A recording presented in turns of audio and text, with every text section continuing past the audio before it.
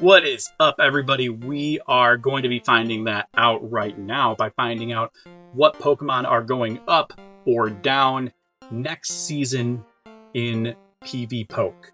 If you don't know, PvPoke is an amazing website that ranks all of the Pokemon eligible for Great League, Ultra League, Master League, and helps you understand what you should be using.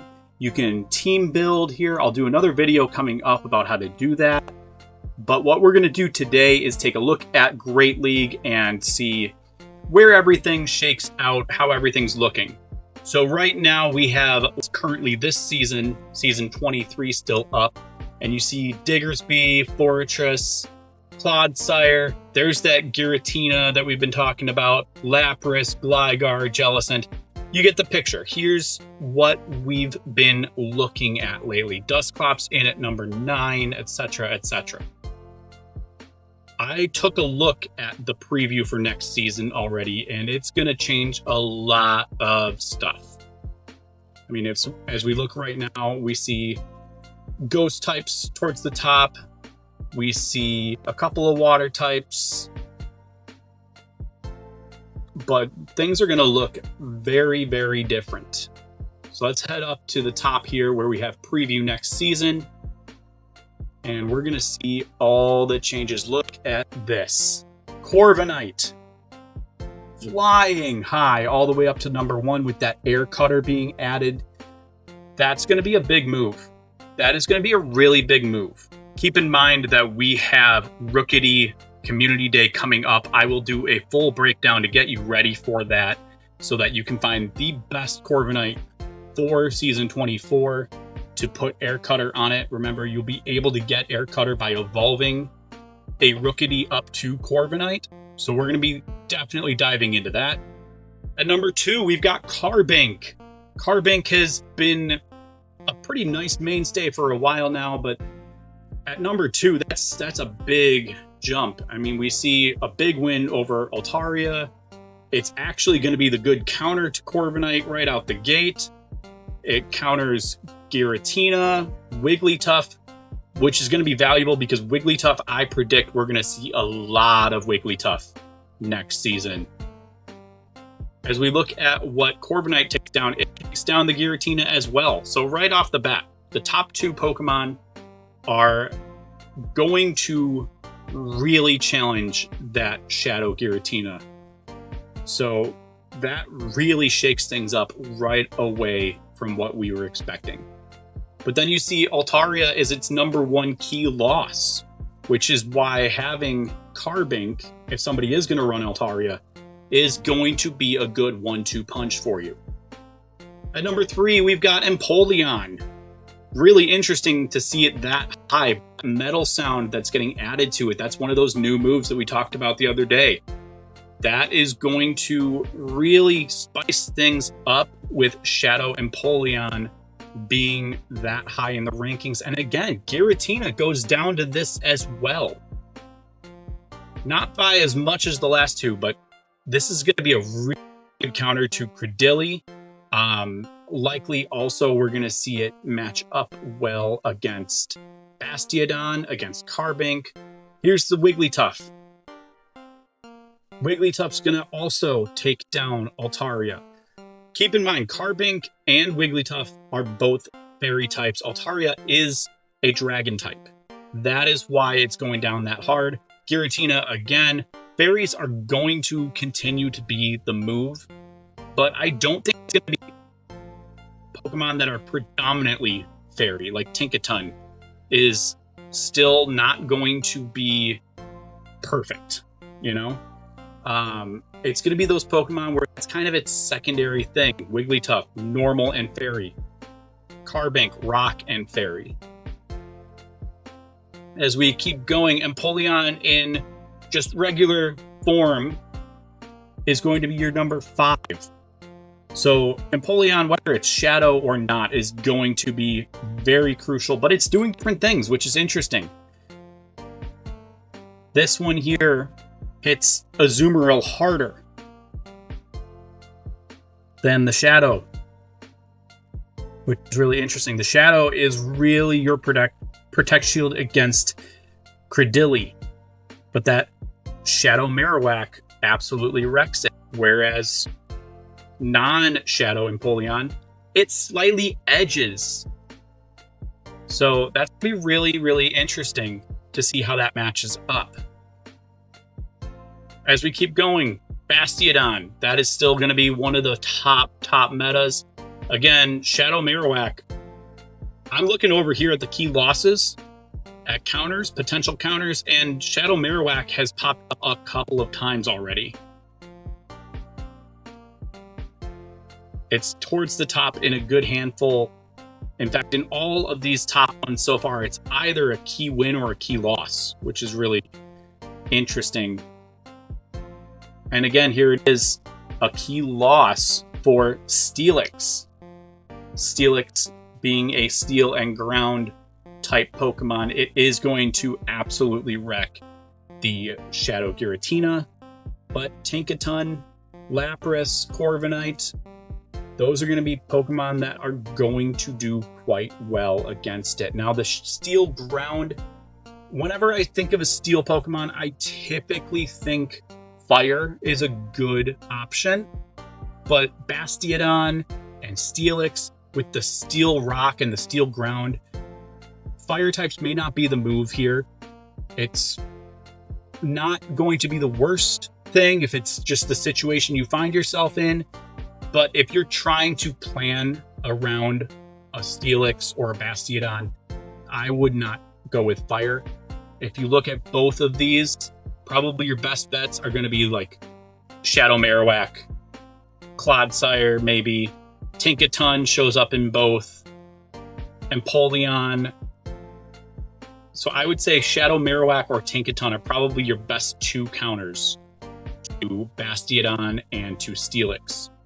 Regidrago is really, really interesting. I would not have predicted to see Regidrago fire up the way that it has here.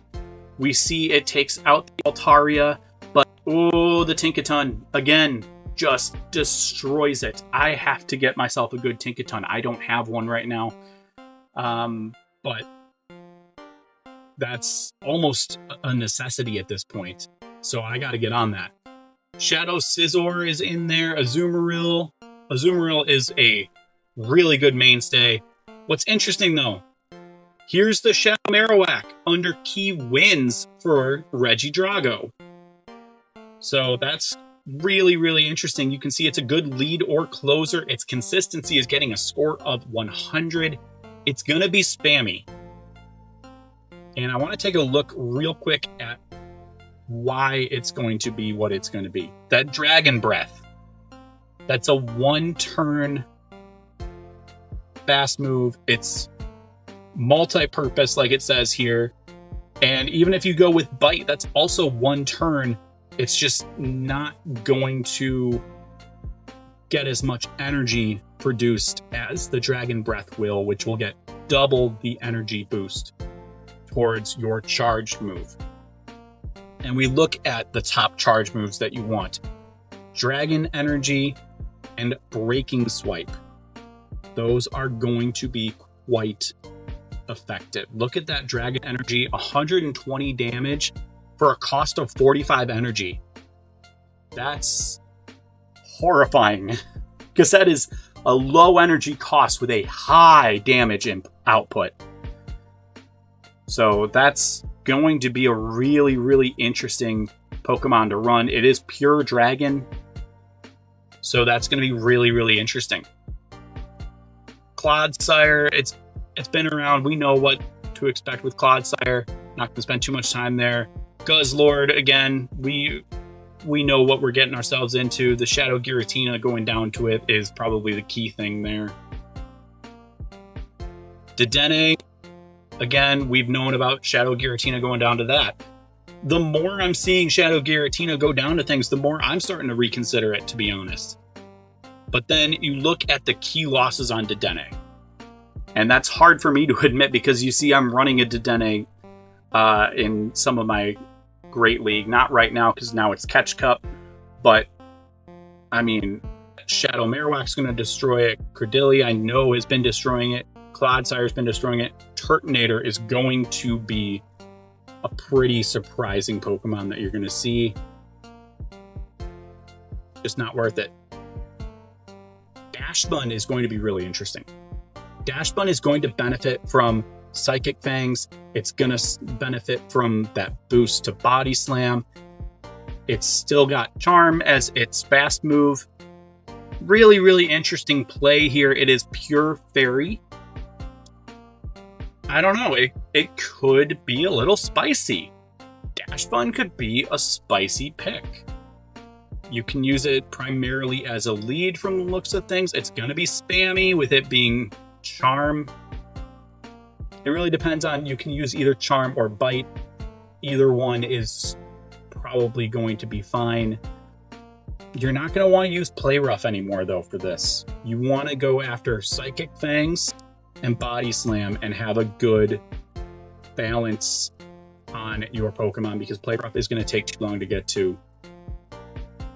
You can see its resistances. I mean, Dragon can't do hardly anything to it. The Fighting type won't do much. Bug types won't do much. Dark types won't do much. So there's your Primeape, your Annihilate, your Charge-a-Bug, Golisopod, Scizor. You got your Mandibuzz in there. Of course, all of the dragons that are getting boosts. So a lot of resistance for a whole lot of weaknesses. Now, Clodsire, Mawile might get thrown in there. Mawile would be a Steel type. And there's certainly some interesting things that you could see go up against Dashbun, but that's a very interesting spicy pick that I really like there.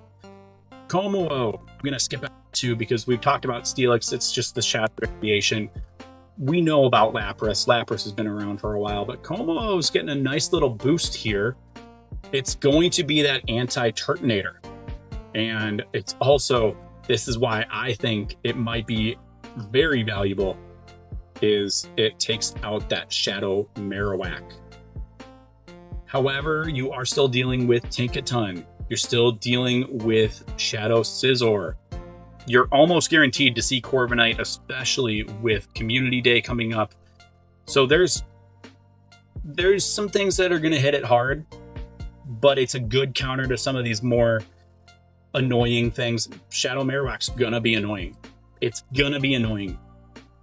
So you almost have to be ready for dealing with that. We know about Clodsire. Corsola doesn't really have any massive wins or losses here that we're worried about. Shadow Marowak goes down to it, but not by a whole ton. It's just kind of there. I do want to look at Turtonator as we start to wrap this up, though, this little preview that we're doing. Because Shadow Scizor, Tinkaton, Empoleon goes down to the Fire Dragon of Turtonator.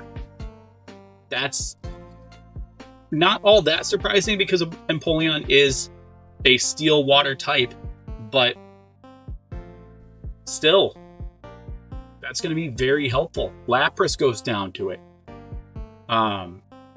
So this is going to be a really interesting one to start running. So there's definitely some good shakeups here. Some things that I'd be really interested to see get run. Here's former number 1, Diggersby, goes way down to number 35. Diggersby's always been a very balanced Pokemon, but this meta doesn't really do it any favors for it to be a top Pokemon. Morpeko also goes down a bit.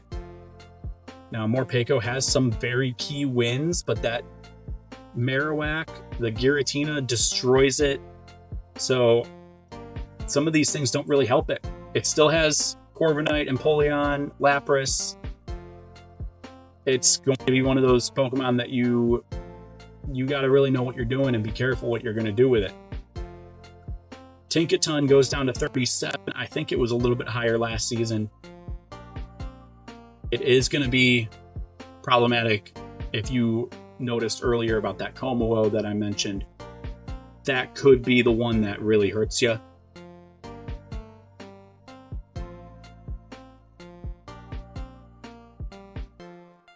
Otherwise, not a whole lot surprising me here. Dodrio, we did talk about. Oh my goodness, actually, look at Dodrio's key wins. Takes down Corsola, takes down Shadow Marowak, Galissapod, Azumarill, and those are whoopins. I mean, it just destroys them. So, all right, that's really interesting. Dodrio is potentially a bit of a surprise in the meta. Could be very spicy and could really knock some people's socks off, I gotta tell you. And here it is, Altaria down at 74. Fearow is going to get some play. I am a little excited about that. I mentioned I would like to see Fearow have a chance. Fearow's going to be good specifically against Shadow Feraligatr, Galissapod, Araquanid, Komodo, and Clodsire. It's going to struggle against Credilli. It's really going to struggle against Azumarill, against Lapras. I mean, you're dealing with rock and ice moves here. So that's really going to mess it up, unfortunately. But seeing Fearow have a potential spot is kind of cool. I'm actually pretty excited about that. It even wound up higher than Galissapod, higher than Registeel and Furret. So really, really interesting shakeup here, and I'm very excited. It finished higher than Galarian Moltres, which is really interesting. So as we just went through the top about 100 or so, what are some of your most surprising reactions? I know mine is probably going to be that Dodrio.